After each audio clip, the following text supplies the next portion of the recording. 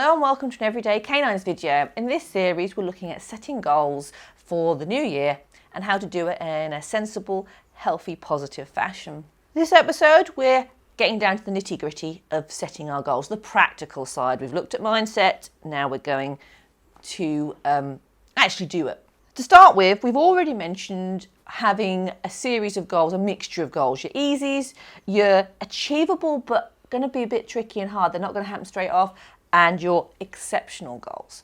So your easy goals, when you set them, they're going to be get a clear round in an agility, say something like that, or weave in the ring, get my dog to tug at the ring, get my dog to hold their start line weight. They're going to be easy and fairly straightforward to achieve if you're putting in the training.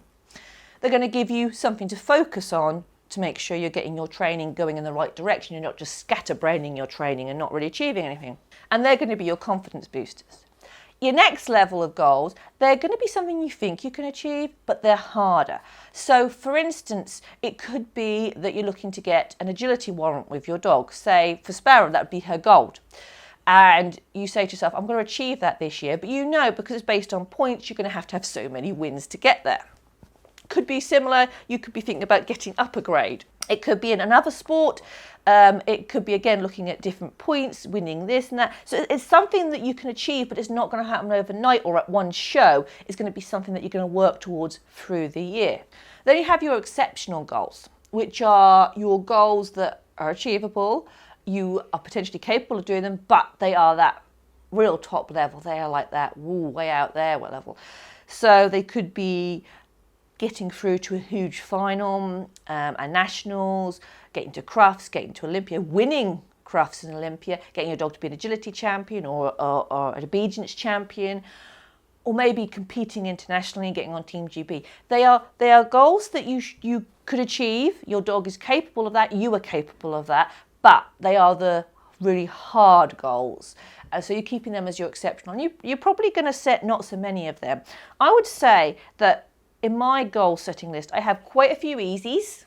So suppose I set 15 goals. I would say that possibly about 8 of those goals, possibly even up to 10, are fairly easy goals. But they get, even in that easy, there's the really easy, and then starting to get slightly harder. Then in your achievable but hard, you're going to have, say I have 8 easies in the achievable but hard. So you'd have another 4, 5 maybe, so that takes you up to 13. And then lastly, you're going to have a couple of really exceptional goals. And because this is all, it all depends. I just said 15, it could be 20 goals, it could be there. It's just, that is your way you set yourself out so you have a mixture of them and more easy ones so that you can boost your confidence with those and then work up to the harder ones. Next thing is to obviously list them out. And as I said, you set them out. I usually always say easy first, then my middle goals, then my end goals. You could set them out on different pages or any way you need it. But do write them down. Don't just keep them in your head. Because if you keep them in your head, you'll forget them. You'll probably more likely forget the easy goals that you set yourself than the hard goals. Because you'll fixate on the hard goals, like get to Crufts, but you'll forget that you set yourself the task of getting a consistent running dog walking competition or something like that. So it's always important to write them down and then look back at them, because you may even say to yourself, oh, I'd forgotten I'd given myself that goal and I actually achieved it, and then that's a tick in the box. Goals should be objective rather than subjective. So you wouldn't set yourself the goal of, I want my dog to have fun in the ring. We all want our dogs to have fun in the ring, but you can't set that as a goal because it's subjective. So it relies on your interpretation, and that is going to change depending on your mood, how much you enjoy to run, and on lots of circumstances, how you read your dog. So it's not something that is really quantifiable. Same would be if you said to yourself, speed-wise, you said to yourself, I want to see my dog doing the weaves quicker in competition. You could set that as a goal, but if you don't then film it and time it to really assess it, it becomes subjective. And again, it could be a case of because weaves are always a different thing, so it could be a case that if your dog comes at them fast and is going out a straight exit, they're faster through the weaves. And then if you compare that to when they're doing a harder entry and they're coming out a turn, they're slower. And so then you could be putting in misinformation. So that's the subjective one. They have to be goals that are objective. They are like, get a clear, have a good running contact, No, that's not. That's a subjective one. Get a running contact in competition. Now, I said about you could look at having consistent running dog walks in competition. Again, that would be subjective unless you make it quantifiable by going through every time you run, making a note, ideally filming yourself, making a note of if your dog got the contact and if they didn't. And then you could judge that over the course of the year. You could start the year and say, well, 50% of the time they got it. And then by the end of the year, you could say, well, 75% of the time they got it. So that you could see that you had improved, and that stops it being a subjective goal to being objective. But you really want your goals to be something that you can either yes or no. Did I achieve that or not? Yes. I like to add in some fun goals. Goals that, perhaps they might even be a bit silly. Supposing you might say to yourself, there's a fun pairs competition that happens every year at such and such show.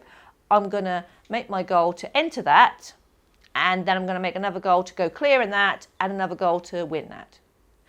That goal is a fun goal. There's nothing about it that's particularly, you're not going to go anywhere with it, but it's a fun goal. And fun goals are quite nice to have because they sometimes are quite achievable, but also you can look at them, have a smile and a laugh. And there's a bit about that positivity, bringing that memory back. You might not want to put them down, that's absolutely fine. Or you might say, I can't think of any. But that is just something potentially fun to have. Once you've set your goals, don't constantly look at them. Don't look at them every time you go to a show and go, oh, well, I've achieved that, but I haven't achieved that. Don't. Sometimes I don't look at my goals from one year, from like the 1st of January to the 31st of December. I don't even look at them. I haven't looked at my goals for 2020 this year yet. To be fair, I don't think I've achieved any of them because we had 2020. But, don't just keep looking at them, because if you keep looking at them, then you start to make them a negative thing. You're going to start building on and saying, well, I haven't achieved that. I've got to achieve this. Don't. Maybe look at them in 6 months and go, hey, look at that. Or, and then look at them again at the end of the year. But don't keep analysing them. Make plans to achieve your goals. So this is a biggie. Don't just set a goal and then do nothing about it, because that's not going to achieve it. If you said, oh yeah, I want my dog to be an obedience champion, and then you never actually worked at it apart from, once a week at class, you're not going to achieve that goal. You may have set that goal, but if you're not doing the work towards it, you're not going to get there. So once you've set your goal, you need to have a plan of how you're going to achieve it. It might be a case of you say, my goal is that I need my dog to be able to do independent push rounds in a ring.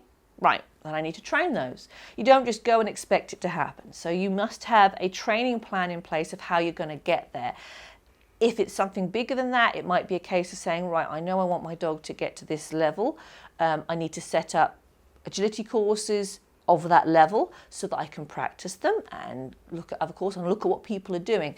I need to make sure I've got the skills there. Same with anything. You need to know that your dog is capable of that. If you don't put a plan in place of how you're going to achieve that goal, then the odds are you're not going to achieve that goal except by luck. So, that makes the goal, no point to it at that point. This is a big one. Don't compare your goals to other people's goals. We all get it. We go on the social media and someone says, oh, my goal for the next year is to do X, Y, Z. I'm going to have my dog be this champion or whatever. And we look and we go, well, they've set that goal. Or maybe I should set the same goal. But maybe that's not the place you're in. Maybe your dog is not ready for that. Maybe you're not ready for that. Your goals need to be set for you, not because someone else set the same goal. Sometimes we do set the same goals. I mean, me and my friend, we both set the same goal to get our dogs out of grade 2. We did it laughingly. That's fine. But you must never compare and say, well, if they're doing that, I've got to do that. Your goals are what you want to achieve and not because someone else is achieving it. And the same way, I suggest you make your goals private and personal.